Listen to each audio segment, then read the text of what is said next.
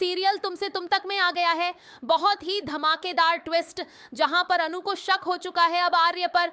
और यहां पर जब वो अपने पापा से पूछती है कि पापा क्या मरता हुआ आदमी कभी झूठ बोल सकता है, तो उसके पापा भी कह देते हैं कि नहीं बेटा, मरता हुआ आदमी कभी भी झूठ नहीं बोल सकता। जिसके बाद यहां पर अब अनु पहुंच जाती है सिद्धि माता के पास और कहती है कि चरण भी आपके पास ही था, आपको कुछ ना कुछ तो जरूर पता है उस घर के बारे में। आखिर क्या हुआ था उस घर में?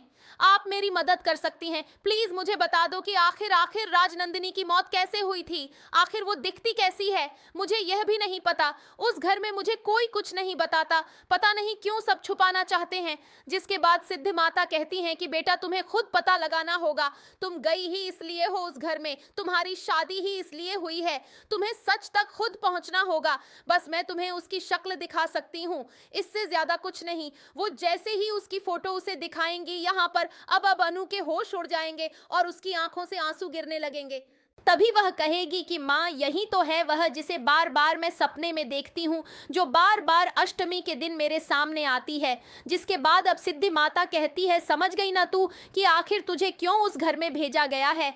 इसीलिए भेजा गया है क्योंकि उसी घर से जुड़ी है वो राज जो तुझे सपने में बार बार दिखाई देते हैं। जिसके बाद यहाँ पर अनु समझ जाती है कि आर्य सर उससे सच में झूठ बोल रहे हैं।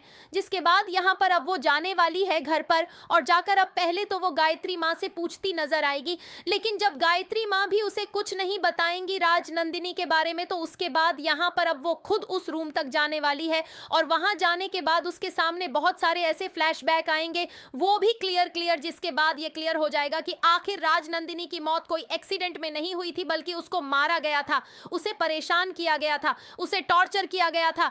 जिसके बाद यहाँ एक एक करके वह सारे सबूतों को इकट्ठा करेगी और इसके बाद अब झंडे का बुरा समय शुरू होने वाला है, क्योंकि वहां यहाँ अब वो झंडे और आर्य के बीच में बहुत सारी गलतफहमियां खुद पैदा करने वाली है, ताकि वह दोनों खुद सच उगले, वो भी अलग अलग। तो अब देखना काफी इंटरेस्टिंग होगा कि आखिर क्या अनु के जाल में फंस जाएंगे झंडे और आर्यन। आपको क्या लगता है हमें कमेंट जरूर करें। ऐसी खबरों से जुड़े रहने के लिए आप हमारे चैनल को जरूर सब्सक्राइब कर लें।